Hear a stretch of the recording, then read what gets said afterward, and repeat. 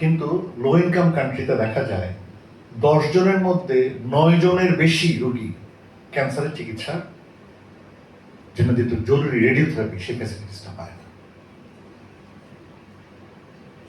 মানে 10 জন ক্যান্সার পেশেন্টের মধ্যে 9 জনের বেশি মানে অ্যারাউন্ড 1 জন পায় আর কি। এটা হচ্ছে একটা global data, IAEA international atomic energy agency, তারা এটা ডেটা রাখে যে মেশিন কোথায় কত মেশিন আছে।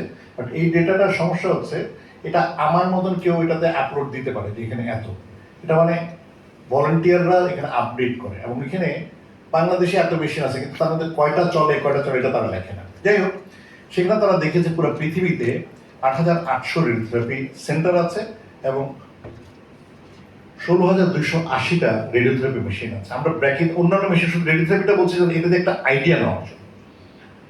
তাতে দেখা যায় যে হাই ইনকাম কান্ট্রিতে 1,30,000 পপুলেশনের জন্য, পেশেন্ট না, 1,30,000 পপুলেশনের জন্য একটা মেশিন আছে, আর লো ইনকাম কান্ট্রিতে 15.6 মিলিয়ন পপুলেশনের জন্য একটা মেশিন আছে। মানে প্রপোর্শনটা চিন্তা করুন যে যেখানে 1,30,000-এর জন্য সেখানে 15.6 মিলিয়নের জন্য, এই হচ্ছে ডিফারেন্স।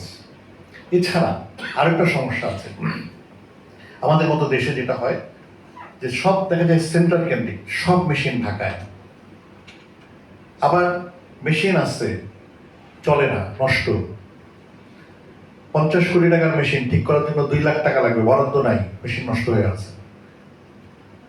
আবার মেশিন আছে, মেশিন নষ্ট না, মেশিনের মেনটেন্যান্সের জন্য একটা খরচ আছে, ওইটা দিতে পারছেন না, মেশিন চলছে। ঠিক ছোট ছোট প্রতিবন্ধকতার জন্য অনেক সচল হওয়ার মতন মেশিনও অচল হয়ে যায়। তারপরে দেখা যায় যথেষ্ট স্টাফ না থাকার কারণে আমরা যতটুকু সার্ভিস দেওয়া যায় ততটুকু পাচ্ছি না, অথবা স্টাফ আছে কিন্তু ট্রেনিং নাই।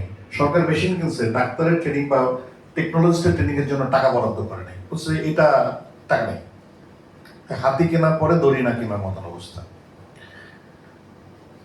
WHO 2025 সালে বলেছে যে নন কমিউনিকেবল ডিজিজ, সেখান থেকে ক্যান্সার একটা, যেটা 25% ডেথ রেটটা তারা কমাতে চায়, এরকম একটা টার্গেট নিয়েছিল, যার জন্য 1.5 মিলিয়ন ডেথ ক্যান্সার প্রতি বছর কমানো দরকার ছিল, কিন্তু এটা অ্যাচিভ করতে পারে নাই। কেন? কারণ হচ্ছে লো মিডিল কান্ট্রিতে যে ক্যান্সার কেয়ারের যে রিসোর্স দরকার মাত্র 5% অফ দ্য গ্লোবাল রিসোর্স আছে, আর 80% অফ দ্য ক্যান্সার পেশেন্ট এখানে থাকে। তাহলে বার্ডেন হচ্ছে 80%, রিসোর্স হচ্ছে অনলি 5%। আমরা বাংলাদেশের চিত্রটা বলেছি, এটা গ্লোবোক্যান একটা ফ্রান্সের লিওনে IARC নামে একটা WHO একটা মানে UICC এর একটা প্যারালাল অর্গানাইজেশন, তারা পৃথিবীর সব ক্যান্সার ডেটা সংরক্ষণ করে।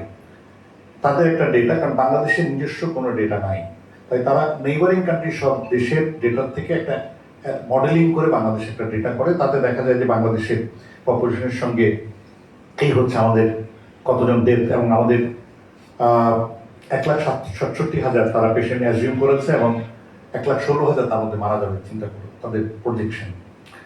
দেখেন এইটা একটা ইন্টারেস্টিং কার্ভ। এখানে ব্লুটা হচ্ছে ক্যান্সারের ইনসিডেন্স, কতজন ক্যান্সার হবে, রেডটা হচ্ছে কতজন মারা যাবে। এই পাশে হচ্ছে বাংলাদেশ, ওই পাশে হচ্ছে পৃথিবী। পৃথিবীতে দেখেন প্রথম যে ব্রেস্ট ক্যান্সারের ব্লুটা অনেক লম্বা, লালটা ছোট। বাংলাদেশের ব্লুটা লালটা প্রায় কাছাকাছি, তার মানে যতজনের ক্যান্সার হয় প্রায় সবাই মরে যায়, ব্যাপারটা অনেকটা এরকম। কিন্তু ওসব দেশে যতজনের ক্যান্সার হয় তার চাইতে অনেক রোগী বেঁচে যায়, তার মানে ওদের বেঁচে যাওয়ার সংখ্যাটা আমাদের চেয়ে অনেক বেশি। এই জায়গাটাই আমাদের বিপদ। এটার কারণ হচ্ছে যে আমাদের শুধু ক্যান্সার আর্লি ধরা পড়ে না, আমাদের স্ক্রিনিং প্রোগ্রাম নাই, দেরিতে আসে। কিন্তু সবচেয়ে ভয়ঙ্কর হচ্ছে যারা আসে তাদেরকে আমরা সঠিক চিকিৎসা দিতে পারি না। ক্যান্সার হাসপাতালে আমি একটা রোগীর চিকিৎসা পাইতে 6 মাস দেরি করতে হয়, ততদিন রোগী মারা যাবে। আচ্ছা, তো ওই যে ডাইরেক্ট ডেটাবেস যেটা দেখেছিলাম যে IAEA, সেখানে অনুযায়ী বাংলাদেশে দেখা যায় 37টা রেডিওথেরাপি মেশিন আসছে। বাট আমাদের কাছে এই ডেটাবেসটা দেখে মনে হয়েছে যে এখানে সমস্যা থাকতে পারে, যেহেতু আমরা ভলেন্টারিলি দিই বা এখানে নষ্ট মেশিনের কথা নাই, আমরা নিজেরা একটু সার্ভে করলাম। সার্ভে করে দেখলাম IAEA ফর্ম দিয়ে যে বাংলাদেশে আসলে মোট মেশিন আছে হচ্ছে 29টা ক্লিনিক্যালি ফাংশনিং, মানে মেশিন আছে নষ্ট, মানে এটা যেটা দিয়ে আর ট্রিটমেন্ট করা যাবে না, যাবে এরকম মেশিনের সংখ্যা হচ্ছে 29টা, 37টা না। তার মানে ওই ডেটা আসলে তো মেশিন আছে, ওটা নষ্ট হয়ে গেছে, কিন্তু আমি দেওয়ার সময় মেশিন নাম্বার এত ওইটাই চলে গেছে। আমরা একটা ইন্টারেস্টিং স্টাডি করেছি, এখানে আমরা দেখেছি যে বাংলাদেশে একটা রোগী রেডিওথেরাপিতে কতদিন সময় লাগে। সেখানে দেখেছি যে গভর্নমেন্টে অ্যাভারেজে প্রায় 4 মাস ডিলে করতে হয়, সর্বোচ্চ 6 মাস ক্যান্সার ইনস্টিটিউটে।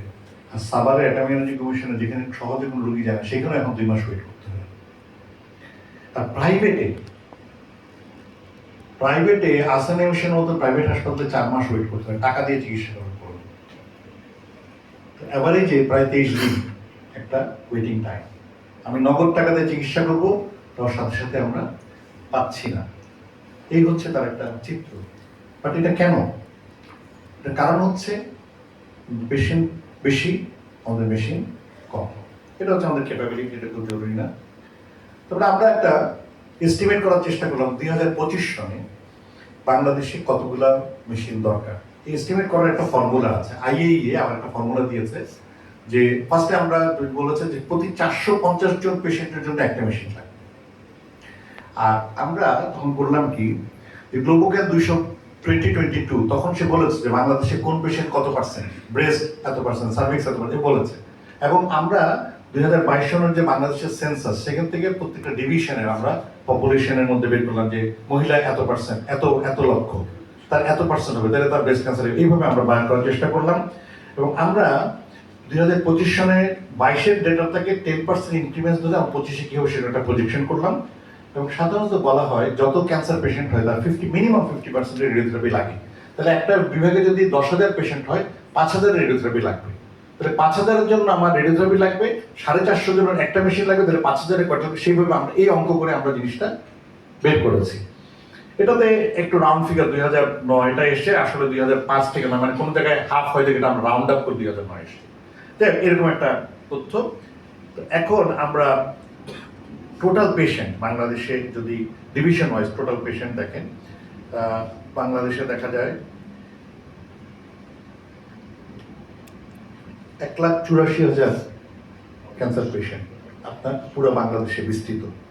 তার মধ্যে আমরা ঢাকা সিটি আর ঢাকা ডিভিশনটা আলাদা করেছি।